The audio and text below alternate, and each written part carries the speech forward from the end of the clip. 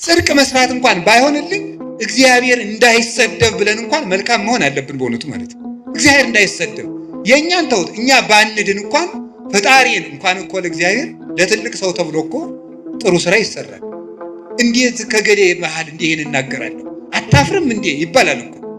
እግዚአብሔርን ፊታችን አስቀምጠን እግዚአብሔር እጅ ላይ ሆነን በእግዚአብሔር መሰረት ላይ ቁመን እግዚአብሔርን ጣራ አድርገን በእግዚአብሔር መሃል ሆነን በእግዚአብሔር ፊት ሆነን እንዲሆነን እግዚአብሔርን እናሰድባለን ብለን ከክፋት አለመመለሳችን ምን አይነት ይቅርታ ይደረግልናል?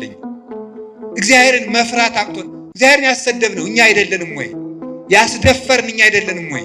ቤተክርስቲያንን ያስደፈርን እኛ አይደለንም? ምን አድርገን በሉኝ? ክፉ በመሆናችን ኃጢአታችን ከነሱ ከአሕዛብ ጋር እግዚአብሔርን ከማያመልኩ ሰዎች ጋር እኩል በመሆኑ ሰው ምን ማለት እንደሆነ ብናውቅ ኑሮ እውነት በማይረባ ልክስክስ ነገር ታስረን እንኖር ነበር? ሰው እስኪ ምንድን ነው ብላችሁ እስኪ ጠይቁ። እኔ እኮ ሰው ነኝ ብላችሁ አስባችሁ? እኔ ጅብ አይደለሁም፣ እኔ ውሻ አይደለሁም፣ እኔ አይጥ አይደለሁም አትሉም እንዴ? ያገኘውን የሚበላ እኮ አይጥ ነው። ዝም ብሎ ሳይመርጥ የሚበላ ጊዜም ሰዓትም የማይመርጥ። እኛ ውሻ አይደለም፣ እኛ እባቦች አይደለም፣ እኛ ነምር አይደለም፣ እኛ ጭልፊት አይደለም አትሉም? ከላይ ሆኖ የሚነጥቃል ይሄ ጭልፊት፣ ከላይ ሆኖ መንጠቅ። እንደዚህ ያለ ሁሉ ነፃ መሆን የምንችለው ውሻነታችንን መልካም ስናደርገው ነው። ጋኔን የምንጨነቀው የባሰ ኃጢአት ለማሰራት ከጥቂት ኃጢአት ይጠብቃል ሰይጣን። ነፍስ ማስገደል ከፈለገ ሌላ ነገር ያደርጋል፣ ሌላውን ኃጢአት ያስተዋል። የምትክድለት ከሆነ አንተን በጫት ማደንዘዝ በሱስ ማደንዘዝ ለምን ይፈልጋል? ሰው ራሱን ከተቆረጠ በኋላ ቀይ ካባ እንደርብለት ቢጫ ካባ እንደርብለት ይባላል። አንገቱን ተቆርጦ የለም ራሱ እኮ የለም። ራሱ እኮ ክርስቶስ ነው። ክርስቶስን አጥቶ ሰው ሱስ ባይኖርበት ባይሰክር ንግግሩ ጥሩ ቢሆን ባይሰርቅ ክርስቶስን ከካደ በኋላ ምግባር ምን ይሰራለታል? ያለ መሰረት የሚቆም ቤት እንደሌለ ማለት ነው። በስመ አብ ወወልድ ወመንፈስ ቅዱስ አሐዱ አምላክ። በስመ አብ ወወልድ ወመንፈስ ቅዱስ አሐዱ አምላክ። በስመ አብ ወወልድ ወመንፈስ ቅዱስ አሐዱ አምላክ። በባህሪው ሞት በመንግስቱ ሽረት የሌለበት ቅድመ ዓለም ሳይፈጠር የነበረ ዓለምን የፈጠረ ዓለምን አሳልፎ የሚኖር የአባቶቻችን አምላክ ቅዱስ እግዚአብሔር በሀብተ ስቦ በረድኤት አቅርቦ በቅዱስ ቦታው ስለሰበሰበን ስሙ የተመሰገነ ይሁን። እግዚአብሔርን የወለደችልን መድኃኒታችን የተገኘባት የድኅነታችን ምስራቅ ድንግል ማርያም ወላዲት አምላክ ቅዱስ መስቀሉ፣ ቅዱሳን መላእክት፣ ነቢያት፣ ሐዋርያት፣ ሰማዕታት፣ ደናግል፣ መነኮሳት ሁሉም ቅዱሳን እግዚአብሔር ያከበረው ስማቸው የተመሰገነ ይሁን። በረከታቸው ይደርብን። የተከበሩ አባታችን መላከ ብርሃን መምህር አእምሮ የዚህ ታላቅ ደብር አስተዳዳሪ፣ የተከበራችሁ መምህራን፣ አባቶች፣ ካህናት፣ ዲያቆናት፣ ወንድሞች እግዚአብሔርን የምትወዱት ይልቁንም እግዚአብሔር የሚወዳችሁ የእግዚአብሔር ቤተሰቦች ምዕመናን አንድ አምላክ በሚሆን በአብ በወልድ በመንፈስ ቅዱስ ስም እንደምን ዋላችሁ? እንደምን ሰነበታችሁ? እንደምን አመሻችሁ? ኃጢአታችን ይቅር ብሎ እስከዚህ ሰዓት ያደረሰን አምላክ ስሙ የተመሰገነ ይሁን። በልቡናችን መልካም ቃል እንዲጻፍበት የቃሉን ደጅ ከፍቶ እንዲያስተምረን ቅዱስ ፈቃዱ ይሁንልን። እግዚአብሔር እንደወደደ የፈቀደውን ያህል ጊዜ እንማማራለን። የምንማማርበት ርዕስ ስለ እብድ ውሻ ነው የምንማማረው። እብድ ውሻ በሉ እስኪ እንደገና በሉ ስለ እብድ ውሻ እንማማራለን። መጽሐፍ ቅዱስ ላይ የተጻፈ ቃል ስለሆነ አሁን አንድ ሰው እኛ ነፍሳችን ልናድን ነው የመጣ ነው፣ ስለ እብድ ውሻ ልንሰማ አንችልም የሚል ጥያቄ እንደሚነሳባችሁ እኔም ይሄ አይዘነጋኝም። ግን ትርፍ የሌለው ቃል በመጽሐፍ ቅዱስ አልተጻፈም፣ መምህርም ትርፍ የሌለው ቃል አይናገርም እና እግዚአብሔር በዚህም ቃል እንድንማር ቅዱስ ፈቃዱ ይሁንልን። ሐሳቡን እብድ ውሻ ብሎ አታገኙትም።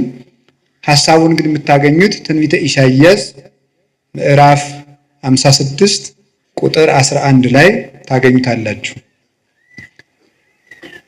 እሙንቱ ከመ አክልብት እለ ኢይጸግቡ፣ እነሱ እንደማይጠግብ ውሻ ናቸው። እንደ አማርኛው መጽሐፍ ቅዱስ ደግሞ እንደ ዲዳ ውሻ ናቸው፣ ዲዳ ውሻ ናቸው ብሎ ይናገራል። የማይጠግብ ውሻ፣ ዲዳ ውሻ ተብሎ ተነግሯል። እንደዚህ ተብሎ የተነገረላቸው እነማን ናቸው? እኛስ ከዚህ ለመዳን ምን ማድረግ አለብን የሚለውን ነው የምንማማረው። እንግዲህ ስለ ውሻ ተፈጥሮ በቅዱስ መጽሐፍ የተጻፈውን ጥቂት ነገር እነግራችኋለሁ። ውሻ በቤተ ክርስቲያን ለብዙ ትርጉም ነው የሚውለው። በሰይጣን ይተረጎማል። ከሃይማኖት ባፈነገጡ ወንድሞቻችን ወይም ከፍለው በሚያምኑ መናፍቃን በእነሱ ይተረጎማል። በሰይጣን ይተረጎማል። በቅዱሳንም ይተረጎማል ውሻ ማለት ነው። በምዕመናንም ይተረጎማል ውሻ። እንደዚህ ያስባለውን ምን እንደሆነ እነግራችኋለሁ። በቅዱሳን ሲመሰል ውሻ በቅዱሳን ሲመሰል አንድ መልካም ጠባይ አለው። ልሳነ ከለባቲከ ላይ ለጸላይቱ፣ የውሾችህ አንደበት በጠላቶችህ ላይ ነው ይላል ቅዱስ ዳዊት። የውሾችህ አንደበት በጠላቶችህ ላይ ነው ይላል። ውሾችህ የሚለው እግዚአብሔርን ነው። እግዚአብሔር ውሻ አለው እንዲህ ብሎ ሰው ያስባል። በእርግጥ የፈጠራቸው ውሾች ሁሉ የእግዚአብሔር ናቸው። እግዚአብሔር ከፍጥረት ወገን አክብሮ ያልፈጠረው የለም። ሁሉም ለተፈጠረበት ዓላማ መልካም ነው። አንዱ ግን ያንዱን ጠባይ ሲወስደው ግን መልካም አይደለም። ውሻ በራሱ ተፈጥሮና በራሱ ዓለም መልካም ፍጡር ነው። ሰው ግን የውሻን ጠባይ ሲወስደው ደግሞ ልክ አይደለም። ለምሳሌነት የሚሆነውን መልካሙን ግን እንወስደዋለን። የውሻ መልካም ጠባዩ ጌታውን ያውቃል፣ የጌታውን ቤተሰቦች ያውቃል፣ ንቁ ሆኖ ቤት ይጠብቃል፣ በመዓዛ የመለየት ጸጋ አለው። ውሻ ጠላትም አያስገባም። አዲስ አበባ ያሉት ውሾች ግን ለዚህ ምሳሌ አይመቹም። ጅላጅል ናቸው። ምንም ወዳጅም ጠላትም አይለዩም። የአዲስ አበባ ውሻ ዝም ብሎ ለጅልነት የተሰበሰበ ነው። እና እነዚህ ውሾች እነማን ናቸው ሲባል ቅዱሳን አባቶቻችን ነው። ውሾች የተባሉ በቅዱስ ዳዊት አነጋገር ሙሴና አሮን ናቸው። ውሻ የጌታውን ቤት ታምኖ እንደሚጠብቅ እነሱም የጌታቸው የእግዚአብሔርን ቤት ሳይመቻቸው የጠበቁ ናቸው። ውሻ ሰው ባረፈበት ሰዓት፣ በማይመች ሰዓት በሌሊት ጦር ይወረወርበታል፣ ድንጋይ ይወረወርበታል፣ ሌላም ነገር ይደረግበታል። በዚያ ሰዓት ግን ለሰዎች ቤዛ ሆኖ መከራ እየተቀበለ ሲጮህ ቤት ሲጠብቅ ለሰዎች እረፍት ሰጥቶ ያድራል። ልክ እንደዚህ ሙሴ አሮን በማይመች አገር፣ በማይመች ቦታ፣ በማይመች ንጉሥ መሃል የማያምን ንጉሥ ብቻ አይደለም፣ የሚያምኑት ሲወለዱ ወንዝ የሚወረውር ጨካኝ ንጉሥ ባለበት ጊዜ የእግዚአብሔርን ብርሃን በስጋቸውም በነፍሳቸውም ይዘው ለጨለመበት ሕዝብ ያበሩ የነበሩ ለጌታቸው የታመኑ ናቸው። በማያምንና የንጉሥ ከባድነቱ አለማመኑ ብቻ አይደለም፣ እንዳያምኑ እንቅፋት ሲሆን ደግሞ ሌላ ችግር ነው። እንዳያምኑ እንቅፋት ከመሆን በላይ ደግሞ የሚያምኑትን የሚገድል ከሆነ ደግሞ ሌላ ችግር ይሆናል ማለት ነው። በዚህ መካከል ሃይማኖትን መጠበቅ ታማኝ ውሻ ያሰኛል። ውሻ መጀመሪያ ሲጮህ ለራሱ እየፈራ ነው የሚጮኸው። ታውቃላችሁ ይሄንን? ውሻ እኮ ቤት ለመጠበቅ ብሎ ጮህ አያውቅም። ውሻ የሚጮኸው ፈርቶ ነው የሚጮኸው። ለራሱ መጮህ ይጀምርና ለራሱ የጮኸው ለቤት ይሆናል።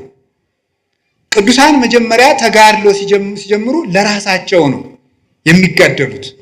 ወዮልኝ ለኔ ወዮልኝ ለኔ ነፍሴ በእግዚአብሔር ፊት ስትቆሚ ምን ትመልሻለሽ?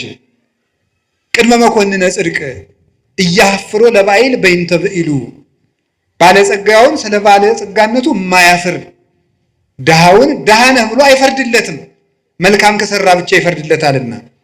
በዚያ ዳኛ ፊት በቆምሽ ጊዜ ምን ትመልሽለታለሽ እያሉ መጀመሪያ ለራሳቸው ይጋደላሉ። ለራሳቸው የሚጋደሉት ተጋድሎ እግዚአብሔር በእነሱ ላይ ካሳፈረው ብርሃን የተነሳ ለዓለም ሁሉ የሚተርፍ ይሆናል። እንዲህ ብሎ መድኃኒታችን እንደተናገረ ከማውቄ ይብራ ብርሃንክሙ በቅድመ ሰብእ፣ እንዲሁ ብርሃናችሁ በሰው ፊት ይብራ። ወያቱ ማይቶተ ከማንብርዋ ታይተከፈር፣ ብርሃንን ወይም መቅረዝን ከታች እንቅብ ሊደፉባት አያበሯትም። አላ ያነብርዋ ዲበ ተቋማ ወታበር ለኩሉ፣ መቅረዝን መብራትን ከመቅረዟ ላይ አስቀምጠው ለሁሉ እንድታበራ ያደርጓታል እንጂ። እንዲሁ ክርስቲያኖችን ቅዱሳንን እግዚአብሔር በራሳቸው ክብር ብቻ ሰውሮ አያስቀራቸውም። እንዲገለጡ ብርሃናቸው ለሰው እንዲተርፍ ያደርጋቸዋል። ለነሱ ከበራላቸው በኋላ በእግዚአብሔር ብርሃን ከታተሙና በዚህ ከተቀደሱ በኋላ ለሌላው ይተርፋሉ እና ተራቡም ተጠሙም፣ ተናቁም ተከበሩም፣ ተደመጡም አልተደመጡም የጌታቸውን ቤት የሚያገለግሉ ቅዱሳን ታማኝ ውሾች ይባላሉ። በማይሰማ ሕዝብ ማለት አሁን እኮ ተመልከቱ፣ ንጉሱ ከሃዲ ሕዝቡም ከሃዲ ሲሆን ችግር ነው። አሮንና ሙሴ ታማኝ ውሾች ያሰኛቸው ከዚህ የተነሳ ነው። ንጉሱ ከሃዲ፣ እስራኤልም ከሃዲ ናቸው። ወደ ፈርዖን እንዳይሄዱ ሕዝብ ይዘው ወጥተዋል። ደግሞ የእግዚአብሔር ሆኖ የፈርዖን አይኮንም። ሕዝቡ ደግሞ የባስ ዱባ ብንበላ የሚሻለንን ከነበርንበት ሀገር አወጣችሁ በረሃብ አስበልታችሁ ልንቀሩ ነው ብሎ አንገተ ደንዳና የሆነ ጨካኝ ሕዝብ ነው። እንዲያውም አባታችን ርዕሰ ነቢያት ሙሴ አንድ ቀን እንዲህ ብሏል፣ ይሄንን ሕዝብ በውኑን የፈጠርኩትን? ተው እግዚአብሔር ሆይ ተው፣ ሕዝቡን አትቅሰፍ። ሰው ራሱ አንተን ያመሃል አለ። ያመሃል ይሄ ሕዝብ ጣዖት እያመለከ ስታስቸገረኝ ላጠፋው ነው ቢል እግዚአብሔር ተው አንተን ያመሃል።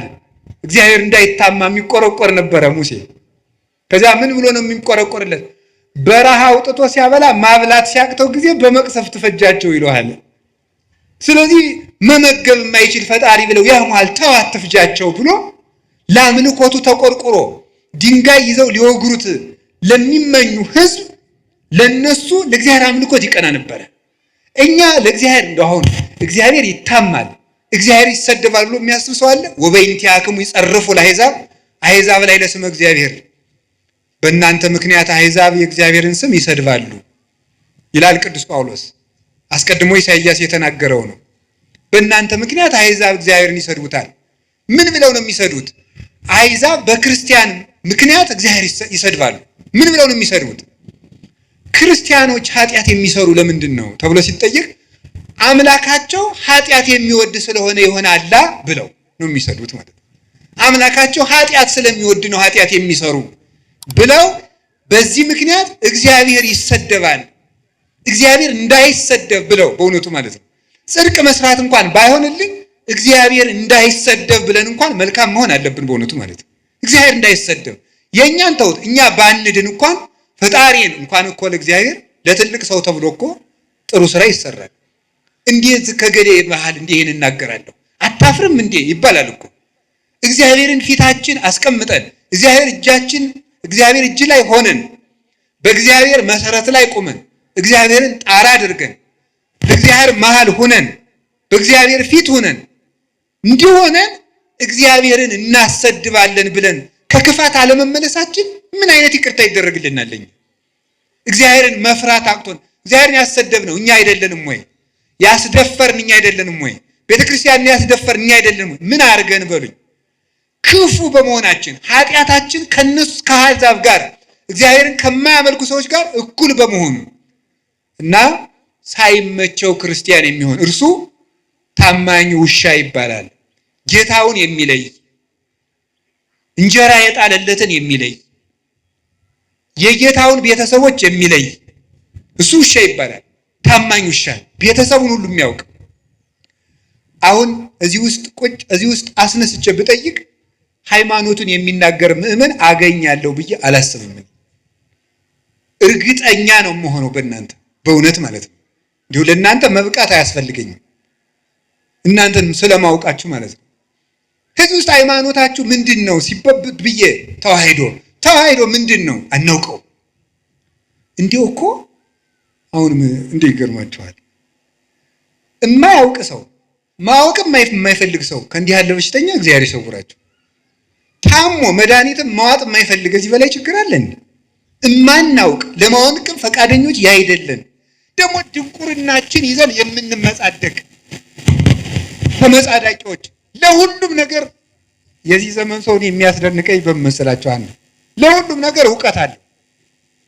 ምን ማለት ነው? ለሁሉም ሰው ፖለቲካም ይናገራል፣ ሊቅ ነው። በዚያም ቤተክርስቲያን ላይ ይናገራል፣ በዚያም ሊቅ ነው። የማያውቀው እውቀት የለውም። ስለዚህ ሁሉንም አያውቅም ማለት ነው። ሁሉንም ስለማያውቅ ሁሉንም አያውቅ። እንዴት ሰው ሁሉን ሊያውቅ ይችላል? እንዴት ሰው ሁሉ ቦታ ሊቅ ይሆናል? ሁሉም ቦታ እጃችሁን ታወጣላችሁ። ሁሉም ቦታ ሲኖዶስን ለመተቸትም ሊቅ ናችሁ። ጳጳሳትን ለመተቸትም ሊቅ ናችሁ። የገዳም ስርዓትም ታውቃላችሁ። ስርዓተ ካህናት ታውቃላችሁ። የዲቁናን ጠባይም ታውቃላችሁ። ስርዓተ መንግስት ታውቃላችሁ። እኔ የዚህ ዘመን ሰው የማያውቀው ሰው አለን? የማያውቀው ነገር በጣም ሊቅ ናችሁ ማለት ነው። እኔ እውነቴን ነው የምነግራችሁ። ከእንዲህ ያለ ሁሉን አዋቂነት መመለስ አለብን በእውነቱ ማለት ነው። ድንቁርና በእውነቱ ቤት ሰርቶብን ያለን። ድሮ ጥበብ ቤቷን ሰራች ነበር የሚባለው። አሁንም ቤተክርስቲያን ትለዋለች። እኛ ላይ ግን ድንቁርና ነው ቤቷን የሰራች፣ ብዙ ምሰሶዎችን ያቆመችው። በዚያም ደግሞ እየተመጻደቅን የምንኖር ጌታውን የማያውቅ ውሻ፣ ቤተሰቡን የማያውቅ፣ ስለ ቅዱሳን አባቶቻችን እውቀት የሌለን፣ ስለ ታሪክ እውቀት የሌለን፣ ስለ ሃይማኖት እውቀት የሌለን፣ ስለ ዘመኑም እውቀት የሌለን፣ ስለ ራሳችንም እውቀት የሌለን ሰው ከዚህ ሁሉ እንዴት የእውቀት ድንግልና ይኖረዋል? ሰው እኮ ሃይማኖቱን ማወቅ አለበት። አንድ ቤተ ክርስቲያኑን ማወቅ አለበት። ሁለት ታሪኩን ማወቅ አለበት። ዘመኑን ማወቅ አለበት። ራሱን ማወቅ አለበት። ሰው ምን ማለት እንደሆነ ብናውቅ ኑሮ እውነት በማይረባ ልክስክስ ነገር ታስረን እንኖር ነበረ? ሰው እስኪ ምንድን ነው ብላችሁ እስኪ ጠይቁ። እኔ እኮ ሰው ነኝ ብላችሁ አስባችሁ? እኔ ጅብ አይደለሁም፣ እኔ ውሻ አይደለሁም፣ እኔ አይጥ አይደለሁም አትሉም እንዴ? ያገኘውን የሚበላ እኮ አይጥ ነው። ዝም ብሎ ሳይመርጥ የሚበላ ጊዜም ሰዓትም የማይመርጥ። እኛ ውሻ አይደለም፣ እኛ እባቦች አይደለም፣ እኛ ነምር አይደለንም፣ እኛ ጭልፊት አይደለንም አትሉም? ከላይ ሆኖ የሚነጥቃል ይሄ ጭልፊት፣ ከላይ ሆኖ መንጠቅ። እንደዚህ ያለ ሁሉ ነፃ መሆን የምንችለው ውሻነታችንን መልካም ስናደርገው ነው። ታማኝ ውሻ እንድንሆን አምላከ ቅዱሳን ይርዳን። ውሻ ቤተሰቡን የሚያውቀው በመዓዛው ነው።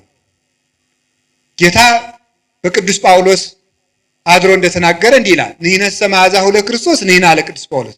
እኛ የክርስቶስ መዓዛ ነን። እስኪ በሉ እኛ የማን መዓዛ ነን? ምን ማለት መሰላችሁ? ሊቃውንቱ ሲተረጉም ልብስ በመዓዛው ይታወቃል። የዛሬ ልብስ እንኳን ብዙ አይታወቅም። ለዚህ ምሳሌ የምንመች የገጠር ልጆች ነን። የገጠር ልጆች እናትና አባቶቻችን ሽቱ ስለማይረጩ የእናታችን ወዝም የአባታችን ወዝም እናውቃለን። ይሄ የአባባ ጋቢ ነው፣ ይሄ የማማ ጋቢ ነው። የከተማ ሰው ግን ሁሉም ሽቱ ስለሚረጭ አይታወቅም የማን ወዝ እንደሆነ ማለት ነው። ልብሱም አይታወቅም። ይሄን እንኳን ችግር የለውም፣ ኃጢአታችሁ አይደለም። ይሄ ዘመን አሰልጥኖላችሁ ነው ማለት ነው። እኛ ግን የአባታችን ወዝ ምን እንደሆነ እናውቀዋለን። ሲቆፍር ያፈሰሰው ወዙ። የማማን ወዝ እናውቀዋለን። ስትጋግር የኩበቱ ጢስ በሱ እናውቀዋለን። ይሄ እናቴ ጋቢ ነው እንላለን ማለት ነው። ከዛ ሊቃውንቱ በዚህ ነው የተረጎሙት። ይሄ ይትባህል ካልገባን መጽሐፉም አይገባን። ምንድነው መዓዛ? የክርስቶስ መዓዛ ነን። ልብስ በመዓዛው እንዲታወቅ እኛም የክርስቶስ መታወቂያ ነን ማለት ነው ይላሉ። እኛ የክርስቶስ መታወቂያ ነን። ሰዎች ክርስቶስን የሚያውቁት እኛን አይተው ነው ማለት ነው። እኛን አይተው ክርስቶስን ያውቁታል። በሞቴ የማን መታወቂያ ናችሁ እናንተ? ኧረ በሞቴ ተባርፋችሁ ቁጭ በሉ። ደፋሮች ናችሁ እናንተ። የክርስቶስ ትላላችሁ። አሁን እናንተ የክርስቶስ መታወቂያ ናችሁ። በዘፈናችሁ ነው የክርስቶስ መታወቂያ የምትሆኑት። በግርግራችሁ በተሳዳቢነታችሁ ነው የክርስቶስ የምትሆነው። በእንቅልፋምነታችሁ በሆዳምነታችሁ ነው። ዛሬ ሰውዬ ሊሳደብ ነው የመጣ። እኔ ብትሉ ምን ጨነቀኝ? ነፍሳችሁ ትዳን እንጂ። ስለዚህ የማን መታወቂያ ነኝ? ሰው እኔን አይቶ ማንን የሚያየው? እኔን አይቶ ጋኔንን ነው የሚያይ? ክርስቶስን። በውሸታችን የማን መታወቂያ ነው? ያጋንንት። ውሸት የጋኔን ነው። በነገረ ሰሪነታችን የማን መታወቂያ ነው? ያጋንንት። መለያየትን የሚሰራ ጋኔን ነው። በነፍሰ ገዳይነታችን የማን መታወቂያ ነው? የጋኔን። እስመም ትካት ቀታሌ ነፍሰ ሰብ ውእቱ። ሐሰትን አመንጭቱ። ዛሬ እኮ ሰት ምንድነው? የከተማ ሰው ኃጢአትን ሲያቻችል ምንድነው የሚለው? ኖርማል ነው የሚለው አይደለም? ኃጢአትን በደንብ ሊሰራ ሲፈልግ ኖርማል ነው የሚለው ማለት ነው። አረ ኖርማል አይደለም። እንዴት ኃጢአት ኖርማል ይሆናል? ውሸታውን ኖርማል ነው አይደለም? ለእናንተ ውሸት ኖርማል ነው። አሁን ሰው መዋሸት እዚህ ጫፍ ላይ ደርሻለሁ ይላል። ገና ስንት ኪሎ ሜትር ተቀምጦ ማለት እንዴት ውሸትን ትለምዳል? እግዚአብሔር እውነት ነው በሉ እስኪ በሉ። ጨምሩ። ሐሰት የማን ነው? የሰይጣን በሉ እንጂ። የሚዋሽ ሰው የማን መታወቂያ ነው? ከዚህ በኋላ ብትዋሹ የማን መታወቂያ ናቸው? በቃ ሰይጣንን መምሰል የምትፈልጉ የሰይጣን መታወቂያ ይታተምላችኋል። ዋሹ። ክርስቶስን መምሰል ከፈልጋችሁ እውነተኞቹ ነው። በየትኛውም ነገር አትዋሹ። ለምን ዛሬ አትሞቱም? ውሸት መቆም አለበት። ይህ የኛ ማዛ አይደለም። ሁለንተናችሁ፣ አነጋገራችን፣ አመጋገባችን፣ አረማመዳችን፣ አለባበሳችን ማንን ያሳያል ነው? እንዲሁ በሞት ወንዶችም ሴቶችም ዝም ብላችሁ አባ ቄስ ይሄ ልብስ ኃጢአት ነው ጽድቅ ነው የሚለው ተው ዝም ብላችሁ። ይሄ ልብስ የማን መታወቂያ ነው ማለት? አሁን ሴት ሱሪ ብትለብስ ኃጢአት ነው ጽድቅ ነው ከማለት ይልቅ ሴት ሱሪ ስትለብስ ማን ነው የምታሳየን ነው? ክርስቶስን ነው የምታሳየን? ድንግል ማርያምን ነው የምታሳየን ነው? ማን ነው የምታሳየን? እውነት ይሄ ነገር ክርስቶስን ያሳያል ወይ ብላችሁ አስቡና ያሳያል ካላችሁ ልበሱት። ህሊናችሁ ተፈጥሮ አያስተምራችሁም? ምን አለ ቅዱስ ጳውሎስ? ተፈጥሮ አያስተምራችሁም? ምን በተፈጥሮ አትማሩም ወይ? ማን ምን መልበስ እንዳለባችሁ እንዴ ሱሪ አትልበስ የሚል ምን መጽሐፍ ቅዱስ አለ? ኦሪት ዘዳግም ያለውም እኮ ወንድ የሴትን ሴት የወንድን አይልበስ ነው የሚል እንጂ ሱሪ የወንድ ነው የሚል ግን የለም ይላል። ተመልከቱ። ለክፋትማ ለከይሰ ጠቢባን ሙንቱ ለተንኮል ይራቀቃሉ አለ ኢሳይያስ። ለተንኮል ሊቅ ናቸው አለ በእውነቱ ማለት ነው። ግን ተፈጥሮ አያስተምራችሁም ወይ? ስለዚህ ስትናገሩ ስትሳደቡ ቆይ ኋላ መጣበታል። የማን ማዛ ናችሁ? ንግግራችሁ ማንን ነው የሚገልጠው? የባለ ትዳሮች ትዳር እውነት ክርስቶስን ነው የሚያሳየው ወይ? የካህናት ክህነት፣ የዲያቆናት ዲቁና ማንን ነው የሚያሳየው? ክርስቶስን ለማሳየት ነው ወይ የምናስቀድሰው? ክርስቶስን ለማሳየት ነው ወይ የምንቀድሰው? የምትማረው የምትኖሩት ማን ልታሳዩ ነው? ዘራችሁን ልታሳዩ ነው? ከጀርባችሁ ያለውን ሰው ልታሳዩን ነው? ክርስቶስን ልናሳይ የተፈጠርን ሰዎች ነን። ሰዎች እኛን አይተው እግዚአብሔርን ማየት አለባቸው። በእኛ አውሬነት መታየት የለበትም። በእኛ ሰይጣንነት መታየት የለበትም። እንዲህ ያለውን ነገር እንድናሳይ አምላከ ቅዱሳን ይርዳን። መጣላት ማንን ነው የሚያሳየው? የማን መታወቂያ ነው? በሉ ተነሱ። ምን አላችሁኝ? ጌታችን መድኃኒታችን ኢየሱስ ክርስቶስ ለቅዱሳን ሐዋርያት እንዲህ አላቸው፣ በዚህ የእኔ ደቀ መዛሙርት እንደሆናችሁ ሰዎች ያውቋችኋል አላቸው። በምንድን ነው? ጌታ እንግዲህ ሐዋርያት እንዲህ ብሏቸዋል፣ ሙት ታነሳላችሁ፣ ድዊ ትፈውሳላችሁ፣ አጋንንት ታወጣላችሁ፣ ለምጽ ታነጻላችሁ፣ ዓለምን ታጠምቃላችሁ፣ በ12 ወንበር ተቀምጣችሁ ትፈርዳላችሁ። በቃ እናንተ በዓለም ላይ የከበራችሁ ናችሁ፣ የምድር ጨው ናችሁ፣ የምድር ብርሃን ናችሁ ብሏቸዋል። በዚህ የክርስቶስ መሆናቸው ይታወቃል አይደለም? ዝም ብትሉ ደግሞ ጥሩ ነው አይደለም ያላቸው። በዚህ የኔ መሆናችሁ ይታወቃል አላቸው። እምከመ ተፋቀርክሙ በባይናቲክሙ ወበዝንቱ ያአምሩክሙ ሰብ ከመ አርዳኢ አንትሙ። እርስ በርሳችሁ ስትፋቀሩ ሰዎች የኔ እንደሆናችሁ በዚህ ያውቋችኋል። የክርስቶስ የመሆን መታወቂያው አለ። ይሄንን ይዞ ቅዱስ ዮሐንስ አፈወርቅ ሙት ማንሳት አይደለም መዋደድ ነው እንጂ ይላል። ሙት ማንሳት የክርስቶስ የመሆን ምልክት አይደለም። አጋንንትም ቢሆን በምታት ሙት ያስነሳሉ።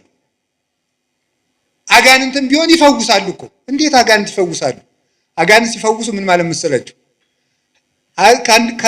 ከአንድ ሰውዬ ላይ ጋኔን ካደረበት ከፈዋሹ ላይ ጋኔን አለ በሉ። ከተፈዋሹ ላይ ደግሞ ጋኔን ካለበት ይሄኛው ጋኔን ሰውን ጨርሶ ያ ጋኔን ለማድረግ እዛ ላይ ያለው ጋኔን ይወጣል። ይቆይና ከዛ በሌላ ቀን መለስ ይል አሁን ልውጣና ሌላ ሰው ጨምሬ ላሳስት ብሎ ወጥቶ ለቀቅ አድርጎት ይቆያል። አይዋ አስለቀቀው ተብሎ እዚያ በኋላ ይነገርለታል ማለት ነው። ጋኔን ምን ጨነቀው? የባሰ ኃጢአት ለማሰራት ከጥቂት ኃጢአት ይጠብቃል ሰይጣን። ነፍስ ማስገደል ከፈለገ ሌላ ነገር ያደርጋል። ሌላውን ኃጢአት ያስተዋል። የምትክድለት ከሆነ አንተን በጫት ማደንዘዝ፣ በሱስ ማደንዘዝ ለምን ይፈልጋል? ሰው ራሱን ከተቆረጠ በኋላ ቀይ ካባ እንደርብለት፣ ቢጫ ካባ እንደርብለት ይባላል። አንገቱን ተቆርጦ የለም ራሱ እኮ የለም። ራሱ እኮ ክርስቶስ ነው። ክርስቶስን አጥቶ ሰው ሱስ ባይኖርበት፣ ባይሰክር፣ ንግግሩ ጥሩ ቢሆን፣ ባይሰርቅ፣ ክርስቶስን ከካደ በኋላ ምግባር ምን ይሰራለታል? ያለ መሰረት የሚቆም ቤት እንደሌለ ማለት ነው። ስለዚህ ሰይጣን የባሰውን ኃጢአት ለማሰራት አንድ መፍትሄ ይሰጣል። የማይረባ መፍትሄ ቆይቶ ግን ይይዘዋል። ሳካት ምንድን የሚያደርገው? መጨረሻ ላይ የፈወሰው ሰው ጥገኛና አጨብጫቢ ሆኖ እንዲቀር ያደርገዋል። የክርስቶስ ተከታይ አያደርገውም። መመኪያው ሁሉ ያ ፈወሰኝ የሚለው ሰው እንዲሆን አድርጎ ነው የሚያኖረው። ገንዘቡም ለዚያ እንደጨረሰ፣ ጉልበቱን ለዚያ እንደጨረሰ ይኖራል። ስለዚህ የእግዚአብሔር ቤተሰቦች የማን መታወቂያ? እኛ የምንታወቀው ድውይ በመፈወሳችን የክርስቶስ መሆናችን አይታወቅም። ጋኔን ያደረባቸው ድውይ ይፈውሳሉ። ጋኔን ያደረባቸው ጋኔን ያወጣሉ። ታዲያ ምንድነው መታወቂያችን? ፍቅር። ስለዚህ ሊቃውንት ምን አሉ? ፍቅር ሙት ከማንሳት ይበልጣል። እስኪ በሉ ሁላችሁም በሉ እንጂ ፍቅር ሙት ከማንሳት ይበልጣል። ፍቅር ያለው ሰው የጸና ሃይማኖት ካለው ሰውም ይበልጣል። እንዲህ ብሎ እንደተናገረ ቅዱስ ጳውሎስ ወመቤ ሃይማኖት እስከ አፈልስ አድባረ ወተፋቅሮ አልቤ ከንቶ ኮንኩ ወአልቦ ዘረባይኩ። ተራራ የሚያፈልስ እምነት ቢኖረኝ ፍቅር ከሌለኝ ከንቱ ነኝ። አየህ፣ ከጸና ሃይማኖት ይልቅ ፍቅር ይበልጣል። ሃይማኖት ኑሮ ፍቅር ከሌለ በሃይማኖቱ አትድንበትም። ፍቅር ከሰማዕትነትም ይበልጣል። ወመኒ ወሀብኩ ኩሎ ስጋዬ ለእሳት እሳት። ተመልከቱ፣ ስጋዬን እንኳን ለእሳት መቃጠል አሳልፌ ብሰጥ ፍቅር ከሌለኝ ምንም የምጠቀመው ነገር የለኝም። ወመኒ ወሀብኩ ኩሎ ንዋዬ ለምጽዋት፣ ገንዘቤን ሁሉ ለምጽዋት ብሰጥ ፍቅር ከሌለኝ ከንቱ ነኝ። ኮንኩ ከመከበሮ ዘይዘበት ወከመብርት ዘይነቁ፣ እንደሚንሿሿ ጸናጽል እንደሚመታ ከበሮ። የዚህ ትርጉም ገብቷቸው ያውቃል? እኔ ከበሮ ያሳዝነኛል። አያሳዝናችሁም?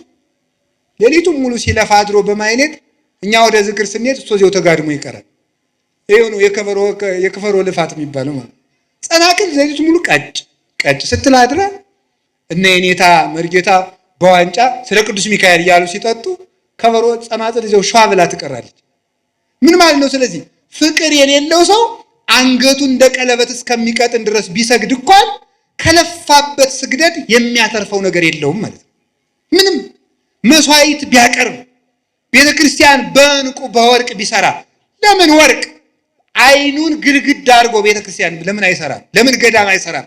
ለምን አብነት ትምህርት ቤት አይሰጥም? ልጁን እንኳን ቢገብር ለምን አንገቱን ቆርጦ አይሰጥም? ፍቅር የሌለው ሰው ሰማዕት ቢሆን እንኳን አይጸድቅም።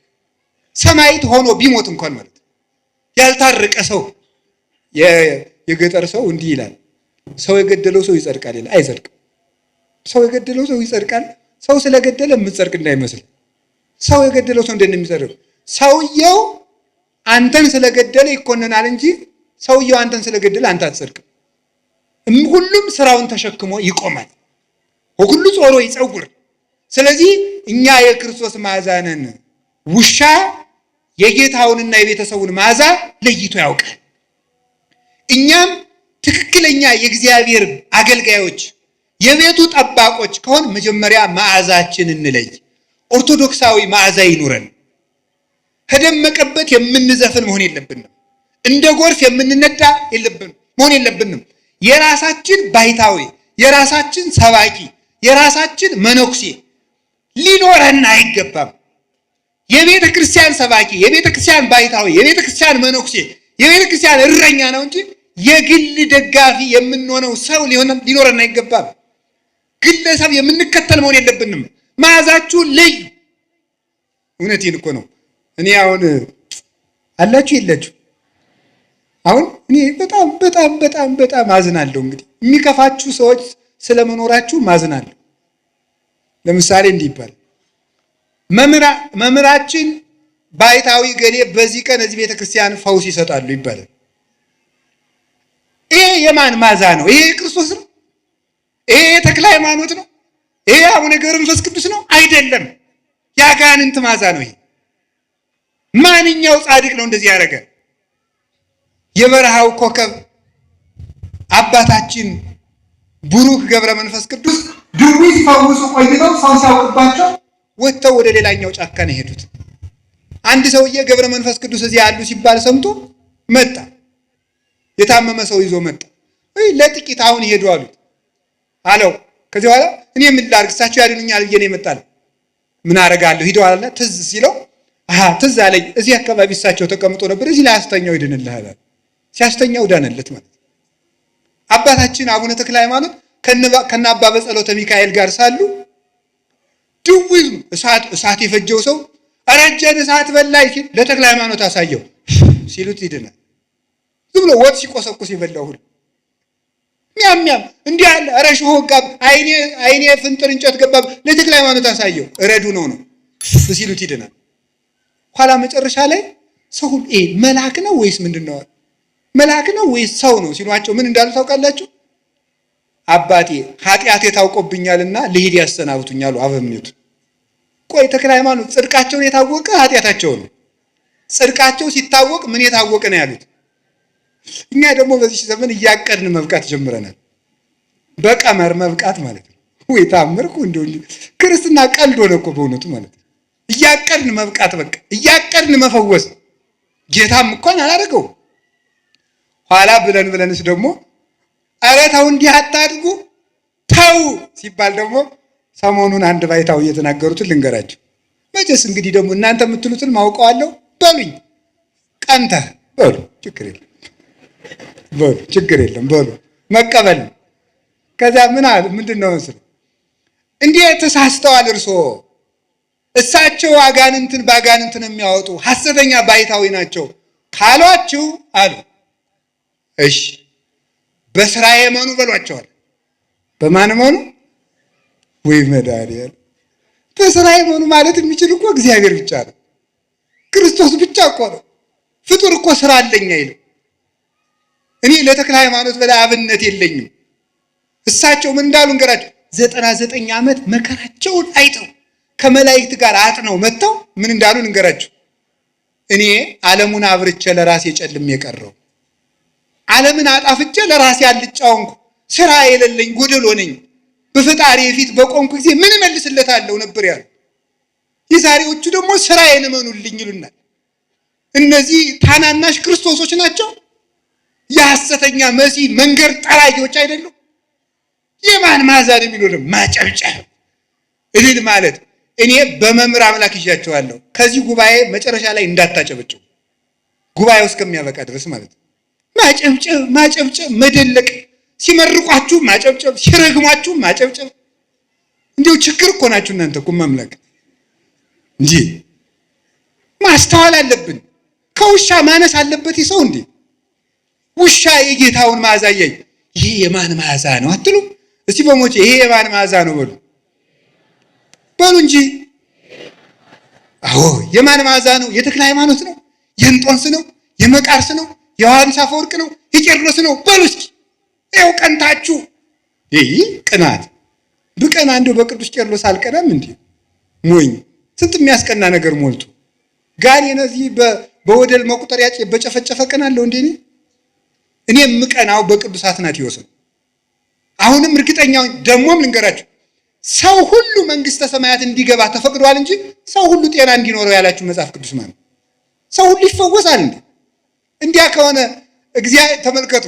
ጋኔን ትዳር እምቢ ብሎኝ አባቴ ገርግር አለብሽ ትዳር እምቢ ብሎኝ አይነ ጥላ አለብሽ በጊዜ ብታገቡ ይሻላችኋል ገርግር እያላችሁ የምትጃጃሉ። እኔ እውነቴን ነው። ቀድሞም ቢብዛችሁ ውስጥ ሚስትሉ ኑራችሁ እድሜያችሁ አለፍ ሲል ገርግር ይህ ነውር ነው በእውነቱ። ጋኔን የለባችሁም። ራሳችሁ ጋኔን እንዳትሆኑ ልቅ እኔ ጋኔንት አለብኝ አትበሉ። አዛኘን ቆይ ልንገራችሁ፣ ክርስቲያን ጋኔን አለብኝ አይል። አነ ዘክርስቶስ እኔ ክርስቶስ ነኝ በሉ እስቲ በሉላችሁ። ክርስቶስ ባለበት ሰይጣን አለ? ጋኔን አለብኝ ብላችሁ እንዴት ራሳችሁን እጅ ትሰጣላችሁ? ለሰይጣን ራሳችሁን ትሸጣላችሁ እንዴ? ስለዚህ እግዚአብሔር ቤተሰቦች ልብ ሊኖረን ይገባል። ያስተማረን እግዚአብሔር የተመሰገነ ይሁን። ሌላ ቀን እንጨርሰዋለን። ወስብሐት ለእግዚአብሔር።